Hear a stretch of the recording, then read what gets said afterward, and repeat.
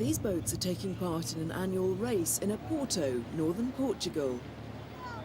The Rabelos once sailed the perilous journey from the Douro Valley upstream, bringing barrels of port to the city centre. Today, the race is a symbolic reminder of the important part that fortified wine, particular to Oporto, has played in the history of this region. The biggest names in the port industry are based here, and most have a rabelo on the river, on this, the eve of St John's Day, a national holiday.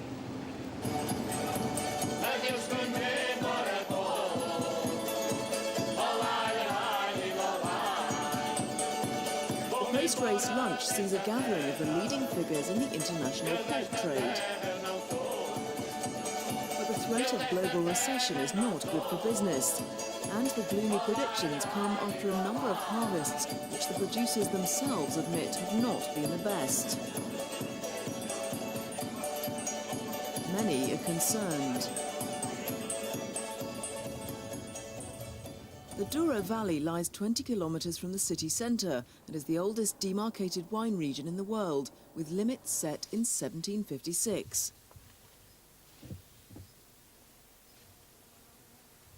The port industry is the lifeblood for small producers like Senhor Mario.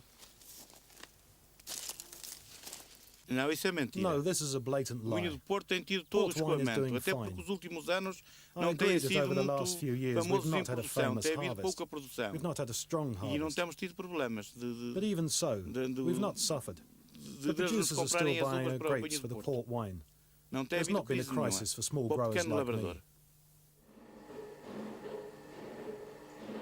Port lodges house thousands of barrels in their cellars, all holding wines at various stages of maturity. But where other fortified wine industries like sherry and Madeira have suffered during the past 20 or 30 years, port sales have climbed steadily. Recent years have seen record sales. But that could be about to change. So how damaging would this be to Oporto? In the 18th and 19th centuries, the port industry was by far the leading employer in the city. Though this is still the case in the Douro Valley, in Oporto itself, textile and manufacturing industries gradually replaced port. Nevertheless, the port industry retains an enormous symbolic importance for Portugal. Concerned producers are getting the jitters. Portugal, like some other countries, is already feeling the bite of recession. The Symington family, producers here since 1882, are the leading exporters of vintage port. Peter Symington is the fourth generation in the business. The port trade has always been cyclical. We can't resist the sort of general economic up and down turns. And there have been periods when the port trade has had some tough times, and then it's always come back. And so we're not complacent in any way, but we can't really resist. Port is a luxury wine. I mean, you don't need it. You don't need it like you need bread and milk.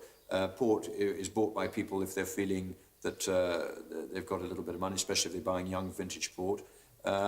So one has to be aware of that's subject to how wealthy their people are feeling.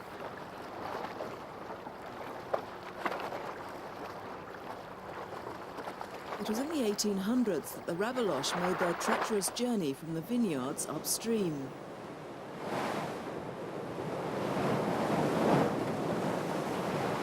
Some say it was this journey over the rapids that led to the wine's distinctive taste.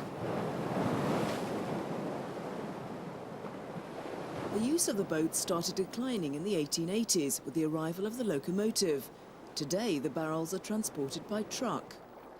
Though change is coming fast to many areas of the industry, some traditions have survived.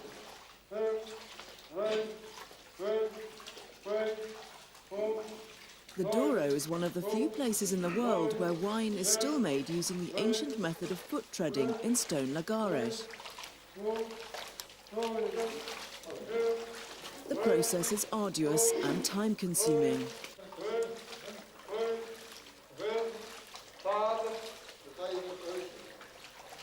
These methods for creating vintage port are expensive, and though maintaining traditions ensures the quality of the wine, producers are aware that sales, especially of cheaper non-vintage port, have to justify the expense if the industry is to continue prospering.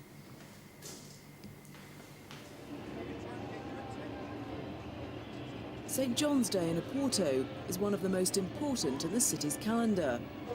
Originating in a pagan ritual, it's become a massive street carnival.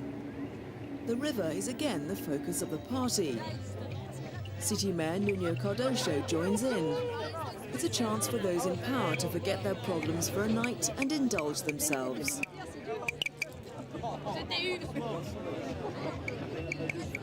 Well, this is a festival that is very particular for the city of Porto. It's a party of a city that has a very distinct character and way of life. It's a party celebrating equality, freedom and democracy. On the streets you'll see everyone celebrating together. The poor, the rich, everyone celebrating with a spirit of fraternity, friendship and love.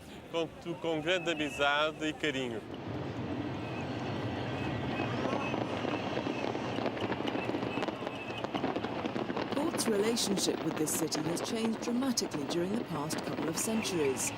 Now the time has come for producers to change once again in order to attract larger markets for their fortified wine.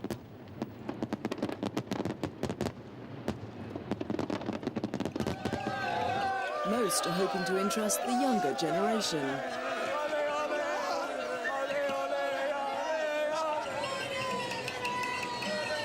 Back in the Douro Valley, over 30,000 registered farmers sell their grapes to the main port houses. Thousands more are employed indirectly by the industry. A favourite St. John's night tradition here is the lighting of a paper lamp. It's seen as a harbinger of good luck.